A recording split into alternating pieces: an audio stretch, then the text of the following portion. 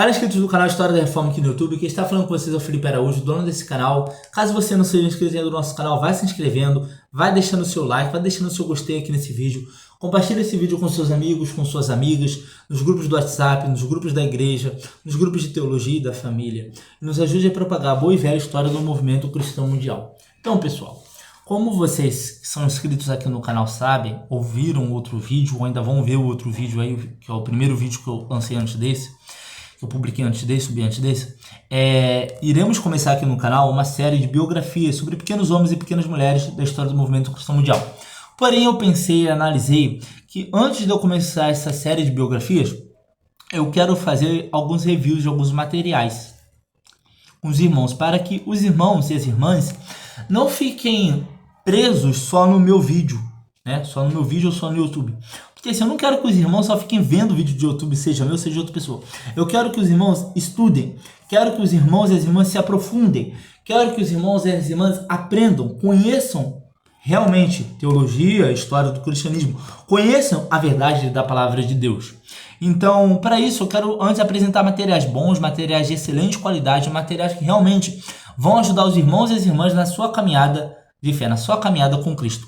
Para começar isso, eu quero apresentar para os irmãos e as irmãs o livro Teologia dos Reformadores, escrito por Timothy George, edição revisada e ampliada, publicado por Edições Vida Nova, que para mim é a melhor editora, sem sombra de dúvidas. Edições Vida Nova é a melhor editora no mercado editorial cristão brasileiro. Então esse livro aqui é uma edição especial, né, edição comemorativa, publicada nos 500 anos da Reforma Protestante. Esse livro ele irá falar dos seguintes reformadores. Ele irá tratar de aspectos tanto biográficos como teológicos desses reformadores aqui, que são Martinho Lutero, João Calvino, Menon Simons, William Tyndale e Ulrich Zwingli. Então, sim, ele irá falar de aspectos históricos, biográficos, mas não irá se ater só a isso, porque é um livro Teologia dos Reformadores. Então, o foco principal desse livro é falar sobre a teologia de cada um desses reformadores que está aqui. Então, como eu disse, é um livro publicado por Edições Vida Nova, uma capa primorosa, uma capa de excelente qualidade, né? Que realmente, Vida Nova é Vida Nova, só nos traz capas de excelente qualidade. É um livro excelente aqui, ó, como os irmãos podem ver, tá?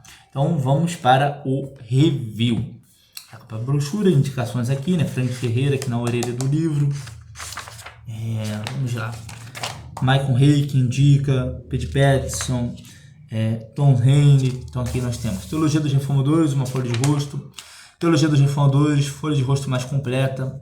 Então, irmãos, eu li esse livro todo e é um livro realmente edificante, é um livro inspirador, é um livro encorajador, é um livro que tem muito a nos ensinar. Uma dedicatória, né, que o Timothy George faz para George Woodstone Williams, que é professor emérito de teologia da Cátedra Hollis, Universidade de Harvard, exímio historiador, peregrino compassivo, cidadão daquela cidade que tem alicerces no 40º aniversário de sua nomeação como professor de Harvard e 57º aniversário de sua ordenação ao ministério cristão. E aqui nós temos agora o sumário do livro, que é o prefácio, teremos aqui prefácio segunda edição, prefácio primeira edição, reduções gráficas, introdução, sedento, e depois da introdução nós iremos começar no livro, né, a qual irá falar Sedentos por Deus, a teologia e a vida espiritual na Idade Média Tardia. Depois iremos ter o capítulo 2, Ansiando pela Graça, Martinho Lutero. Depois do capítulo 3, Algo Corajoso para Deus, Ulrich Zwingli.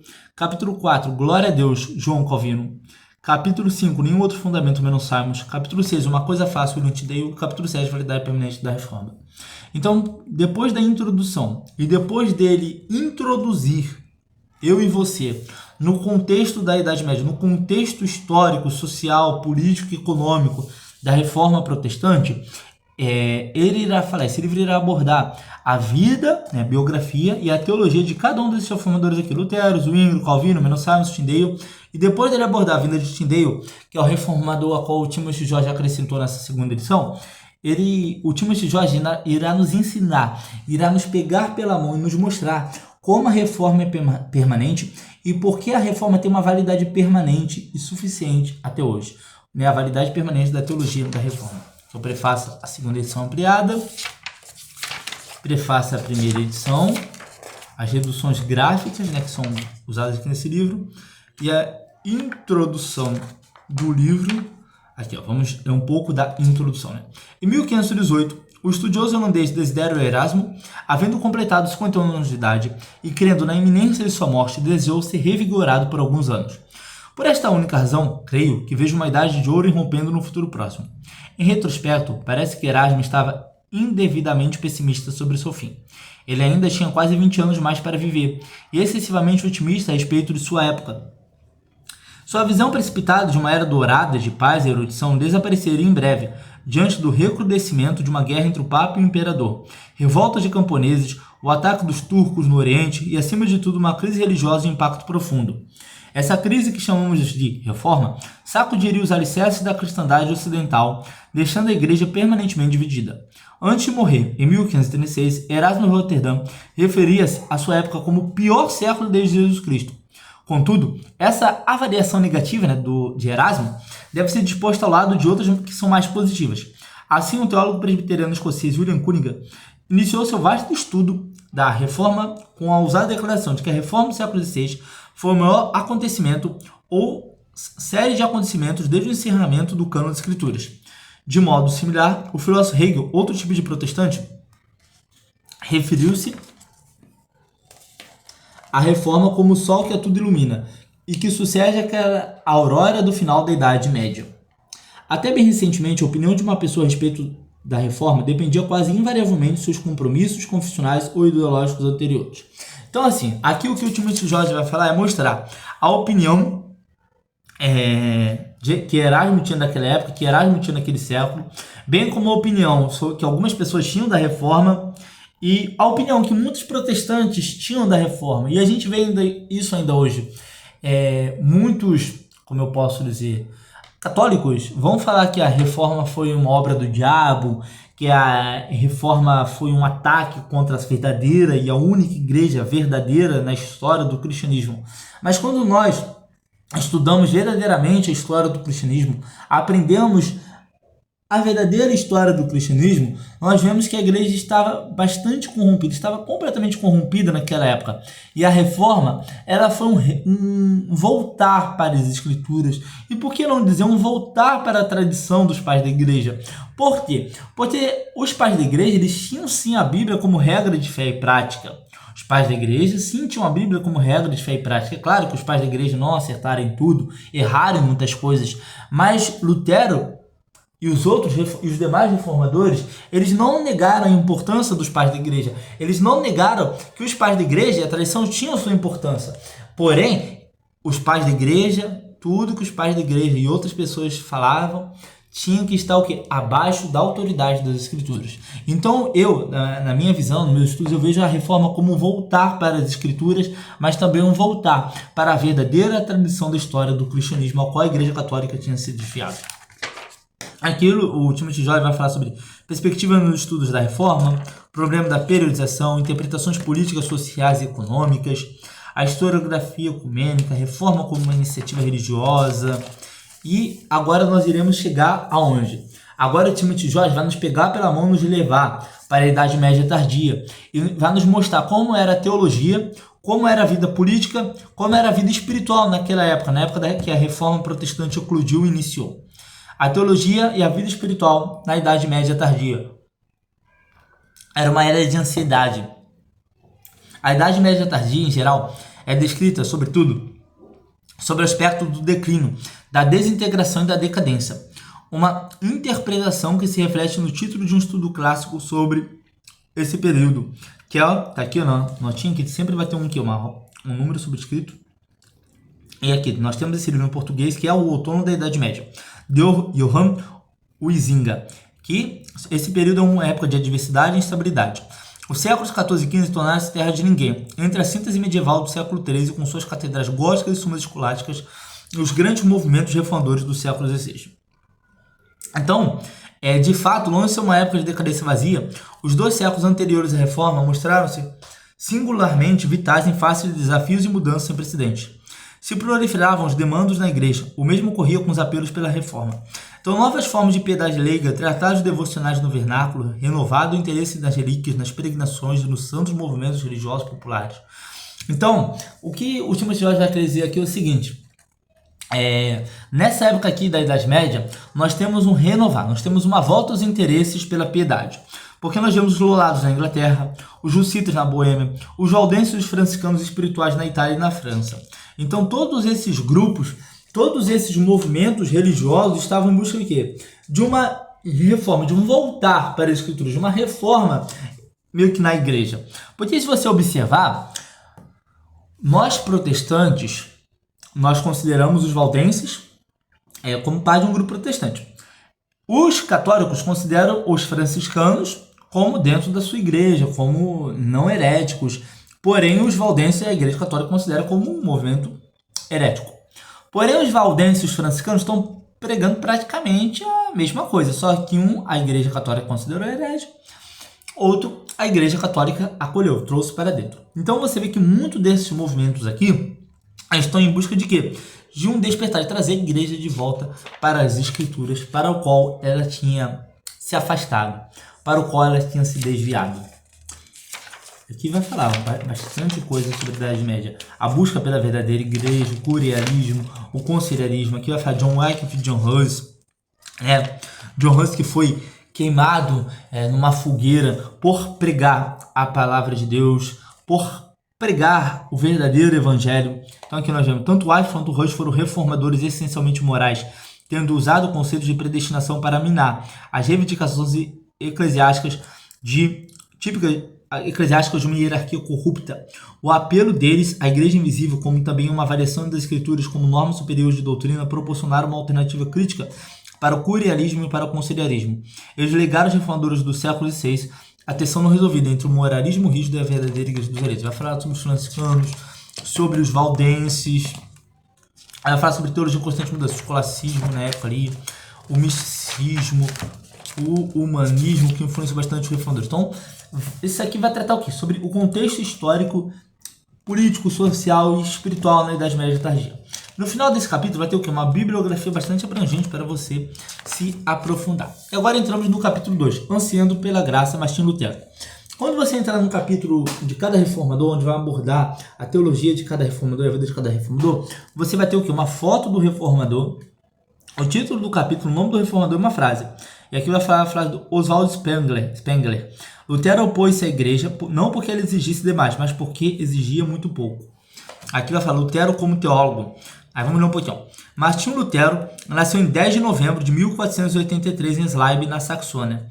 Filho de um minerador de prata, de classe média, destinado para estudo de direito, preferiu a vida monástica, na qual, após muitas lutas, desenvolveu uma nova compreensão de Deus, da fé e da igreja.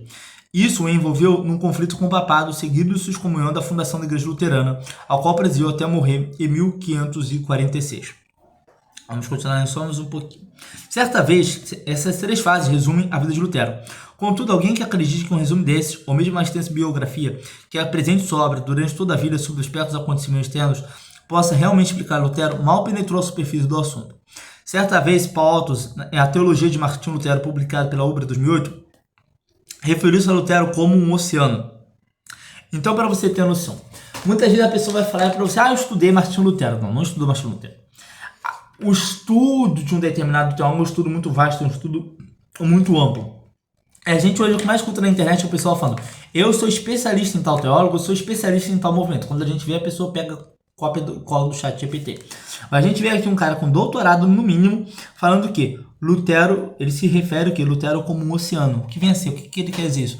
Lutero é algo profundo, algo ao qual você tem que se aprofundar. É algo tão fundo que muitas vezes você não vai conseguir nem chegar no fundo, porque ele é tão denso, é tão profundo que pode até quebrar teus ossos.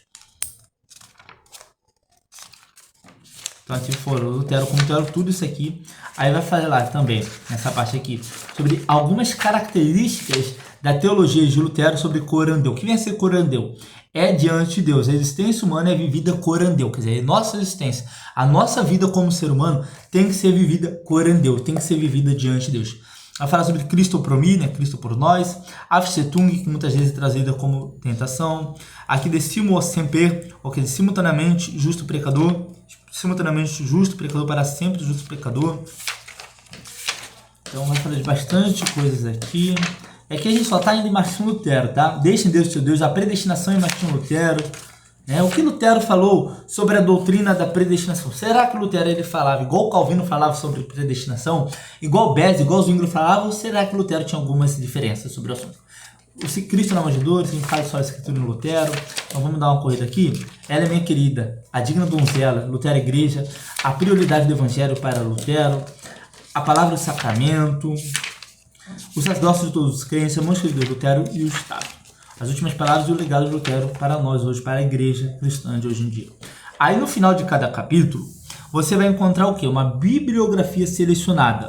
E vai encontrar uma introdução, né, a essa bibliografia, e vai encontrar a bibliografia propriamente dita aqui, uma bibliografia bem extensa, qual irá te ajudar a entender mais sobre Lutero e os outros reformadores. E aqui nós temos agora Zwingli, o corajoso para Deus. Para aqueles que não sabem, muita pessoa vai falar como Calvino fosse o pai da teologia reformada.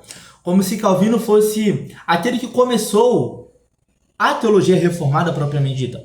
Porém, aquele que nós podemos considerar o pai da teologia reformada, precursor da teologia reformada, teologia calvinista, se eu posso dizer assim, usar esse nome mais comum, foi esse cara aqui, Ulrico Zwingli. Ulrico Zwingli. Alguém que no Brasil não é tão famoso. Alguém que, se eu não me engano, não tem quase nada publicado do Zwingli no Brasil. Quase nada. Você não vê quase nada publicado sobre esse cara aqui, sobre o Zwingli no Brasil. Acho que ele só tem uma ou duas obras. Acho que, se eu não me engano, a Peregrino publicou uma obra. Mas não tem quase nada publicado de Zwingli no Brasil. Porém, Zwingli, ele sim nós podemos considerar como o pai da teologia reformada. E assim, Zwingli, ele debateu com Lutero sobre a questão da ciência do Senhor. Zwingli com certeza alguém, um teólogo, que influenciou e ainda influencia outros teólogos ao longo dos tempos. Então aqui vai falar, a Escritura Sagrada é um lugar da tradição humana, a religião verdadeira é um lugar da cerimônia, o reino exterior é um lugar da moralidade particularizada. Eu estou passando rápido aqui, porque quero chegar em Calvino. Batismo com o evento eclesiástico, sessão de edificação, vínculo da aliança, batismo a fé, o batismo inicial. Aqui eu convido a ter em torno da ceia do Senhor. Por quê? O Zwingli, ele é lembrado muitas vezes só por causa daquele debate com Lutero. Quando a obra de Zwingli é muito mais vasta do que isso, o pensamento de Zwingli é muito mais profundo do que aquela questão lá em Magdeburgo. Então, assim, eu recomendo vocês lerem esse pedaço aqui principalmente, como uma pequena introdução sobre a vida de Zwingli, sobre a teologia de Zwingli, e depois se aprofundarem em Zwingli. Infelizmente, no Brasil, os irmãos e as irmãs vão encontrar pouquíssima literatura sobre Zwingli. Então, se vocês quiserem, creio que na internet tenha livros em domínio público ao qual os irmãos podem baixar sobre Zwingli, tá? Então, recomendo. Aí o coração de Zwingli, a bibliografia selecionada sobre Zwingli aqui, nesse livro aqui, do Timothy George, você pode encontrar a bibliografia a respeito de Zwingli para os irmãos se aprofundarem em Zwingli. Glória a Deus, João Calvino. Então aqui nós temos sobre João Calvino, vai falar sobre a biografia de João Calvino, sobre a vida de João Calvino, sobre a teologia desse Tomás de Aquino da Reforma Protestante, desse gênio sistemático da Reforma Protestante. Professor, qual é o principal objetivo da vida humana? Aluno, é conhecer a Deus. Professor, por que você diz isso? Aluno, porque Ele nos criou e nos colocou na terra para ser glorificado em nós. E certamente é correto que dediquemos nossa vida à sua glória, já que Ele é o princípio dela. Catecismo de Genebra, 1541. Vamos ler aqui um pouquinho. A crise da teologia reformada. Em 1921, Karl Barth deixou um pastorado campesino na Suíça para se tornar professor de teologia reformada na cidade de Göttingen, na Alemanha. Uma das primeiras tarefas de Barth foi preparar palestras acerca da teologia dos reformadores. Em junho de 1922, ele escreveu ao seu amigo Eduard Turnersein sobre suas dificuldades com Calvino. Karl Barth, que pode ser considerado o maior teólogo do século XX, o maior teólogo reformado do século XX, tinha dificuldades com Calvino, de entender Calvino. E ele é considerado o maior teólogo do século XX. É para você ver, meus irmãos, a profundidade dos reformadores. Nós não podemos, seja você arminiano, pentecostal, arminiano wesleyano, um batista geral, um batista particular, seja você de qual linha teológica for, você não pode negar a profundidade e a importância desses pequenos homens e pequenas mulheres que serviram ao nosso grande Deus. Eles têm uma importância gigante na nossa teologia. Olha o que Barth fala ao seu amigo, numa carta. Calvino é uma catarata, uma floresta primitiva, um poder demoníaco. Algo vindo diretamente do Himalaia, absolutamente chinês, estranho e mitológico. Não dispõe dos meios das ventosas sequer para assimilar esse fenômeno. quanto mais para apresentá-lo satisfatoriamente. O que recebo é apenas um pequeno e tênue jorro, e que posso dar em retorno então é apenas uma porção ainda menor desse pequeno jorro. Eu poderia me sentar, Calbart falando, e passar o resto da vida feliz e proveitosamente apenas com Calvino.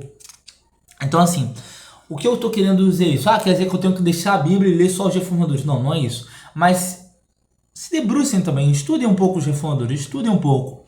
Entendo que esses homens escreveram também sobre a Bíblia, sobre determinado texto bíblico, que eu tenho certeza que isso aqui também vai enriquecer os seus estudos e seu entendimento acerca tanto do movimento cristão como da própria literatura bíblica. O homem por trás do mito, a preparação de João Calvino, a conversão de Calvino, algo que tem tantos mistérios, como Calvino se converteu, como Deus converteu Calvino, como Deus salvou Calvino e tirou Calvino das trevas do pecado.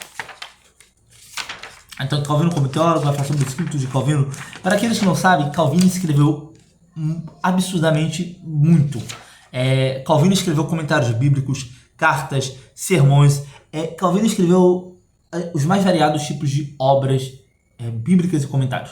Então, vou acelerar um pouquinho aqui, que já está bastante longo o vídeo aqui, ó, Providência em Calvino, Cristologia em Calvino, que é o pastor reformado, a igreja e o mundo pós-tenebras lux, depois das trevas à luz, bibliografia selecionada. Vou acelerar um pouquinho aqui. Também não saímos, aqui a igreja verdadeira, não saímos. Em outro fundamento, não saímos que foi um anabatista, né? Aí, Roland Bates fala o seguinte: agora é preciso dizer que o valor da alternativa dos anabatistas não deve ser julgado à luz de sua contribuição para a história.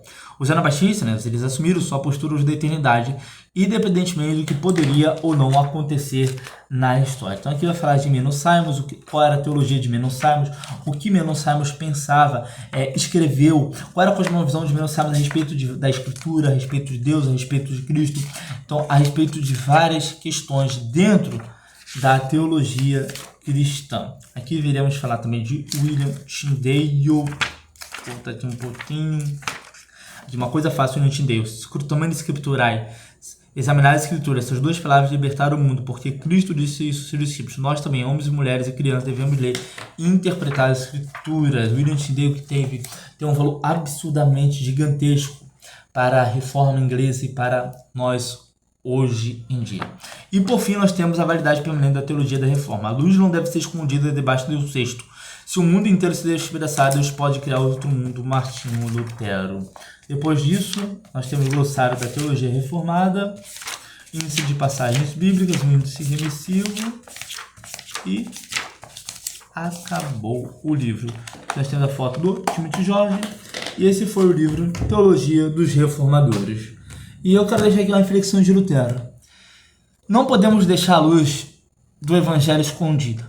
Nós devemos pregar o Evangelho a todas as pessoas que estão ao nosso redor.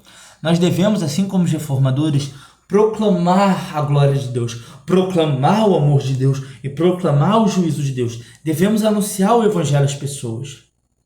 Porque de uma maneira ou de outra Deus vai ser glorificado, tanto através de sua ira, como através de sua graça. Então, esse é um review aqui da página História da Reforma para os irmãos e para as irmãs. Teologia dos Reformadores. Tentei deixar esse review também um pouco mais aplicativo, para uma aplicação para os irmãos. Então, adquira esse livro. O link para vocês adquirir esse livro vai estar na descrição aqui da página. Então, adquira esse livro e nos ajude a divulgar a boa e velha história do movimento cristão mundial. E semana que vem iremos lançar o primeiro vídeo de biografias aqui no canal História da Reforma. Porém, antes disso, iremos apresentar mais 2 livros aqui no nosso canal. Deus abençoe os irmãos e as irmãs. Um forte abraço. Curta esse vídeo, compartilhe e se inscreva no nosso canal. Deus abençoe.